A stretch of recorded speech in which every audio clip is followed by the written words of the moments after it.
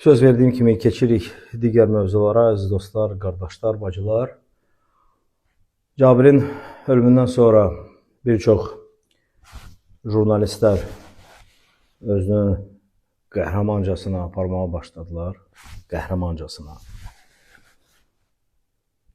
Çox lazım olmayan bir mövzunu ortalığa atdılar. Onun dinli mənsubiyyətindən və s.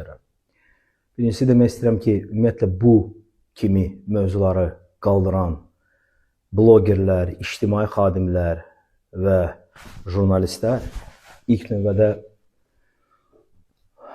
cəmiyyətdə yaranmış o birliyə çox böyük zərbə vurur. Bu bir. İkincisi, ümumiyyətlə dinə olan mənsubiyyət bu hər bir insanın şəxsi işidir. Bu iki. Üçüncüsü və ən birincisi. Bu çox böyük günahdır. Çünki siz yenə də ölünün dalınca qeybət edirsiniz. Sonra mən bəzi jurnalistlərə dedim, xahiş elədim ki, bizim bu yas məclislərini çəkməyin. Mən, ailəm, halallıq vermirik. Şişitdiniz bu məsələni dərd yarı. Qəbirsanlığa daha dəqiq gedəndə mən dedim ki, yalnız kişilər gedir. Yəni bu bizim adətimizdir. Biz gözümüzü açıb Azərbaycanda belə görmüşük ki, qəbirsanlığa yalnız kişilər gedir. Xahiş elədim. Çünki əmr etməyə haqqım yoxdur. Xahiş elədim. Eşidirsiniz nə deyirəm? Xahiş elədim. Qəbirsanlığa gələndə nə gördüm? Yalandan başlarını bağlayan jurnalist xanımlar durub, özdə hansısa bir yüksəklikdəki qəbrin için çəksinlər. Bu nə adətdir? Hansı xalqa xasdır? Yoxsa babalarımızın, nənələrimizin dəfni vaxtı videoları çəkilib. Ayıb deyilmi sizə? Yalvara dedim ki, çıxın gedin buradan. Getdiniz. Amma yenə də arxadan tabutu çəkdiniz.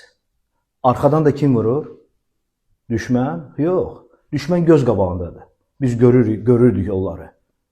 2020-ci ilə qədər görürdük səngərdə, əllərində silah və onlara qarşı savaşırdıq və biz bilirdik ki, düşmənin nə kimi silahı var və s. Arxadan vuranın adı nədir sizcə?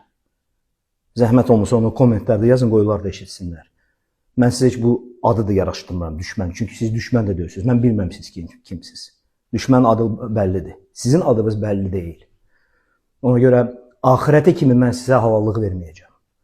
O videonun yayılmağı ilə və s. Mən biləm, naməlum sehirli adam peyda olundu. Kim peyda olundu orada sehirli adam? Ayıb deyilmi sizə? Yəni yası reytinqə çevirirsiniz. Ay sarı pressa. Savadsız. Söhbət yenə deyirəm, bəzi jurnalistlərdən gedir. Sonra digər bəzi jurnalistlərimiz. Yenə bizim belə yenə göstərəm adəti öləndən sonra insanı tərifləmək. Cabir İmanov görkəmli, dahi, əvəz olunmaz. Nə oldu sizə birdən-birə? Axı, son vaxtlar yazırdınız ki, konsertlərimiz zəifdir. Cabir və Tahir İmanov tükəniblər. Məhəllə 3 zəifdir. Bəxt üzü 2 zəifdir. Nə oldu sizə birdən-birə? Cabir öləndən sonra Məhəllə 3-dən, Bəxt üzü 2-dən sitat gətirməyə başladınız. Video parçaları yayırsınız. Nə oldu birdən-birə hər şey dəyişdi? Gəzirdi də aravızda yaşayırdı. Niyə konsertlərin birinə gəlib, konsertdən sonra müsahibə almırdınız Cabirdən? Çünki reyting vermirdi axı. Reyting başqa adamlar verir.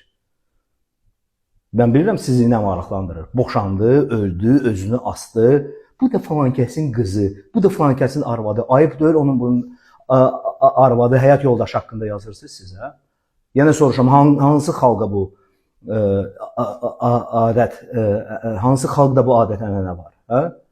100 bilmirəm hansı xalqda var, amma bilirəm ki, Azərbaycan xalqında belə adət-ənənə olmayıb heç vaxt. Çünki heç vaxt biz bunun həyat yoldaşı dalayıca, qızı dalayıca, övladlayıca baxmamışıq. Biz Azərbaycanlılar.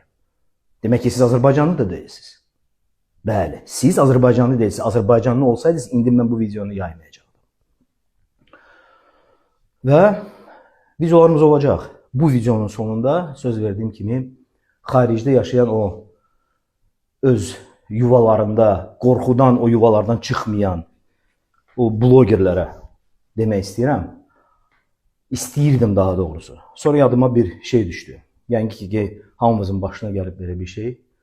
Zibilxananın yanından keçəndə oradan pis qoxu gəlir də, düzdür? Siz heç nə demirsiniz ki. Sadəcə burnunuzu bağlayıb keçirsiniz. Mən də burnumu bağlayıb keçirəm. Əziz qardaşlar, bacılar, bizi sevənlər, Cabiri sevənlər, Allah sizi və ailənizi qorusun. Allah sizə uzun, xeyirli ömür nəsib eləsin. Amin.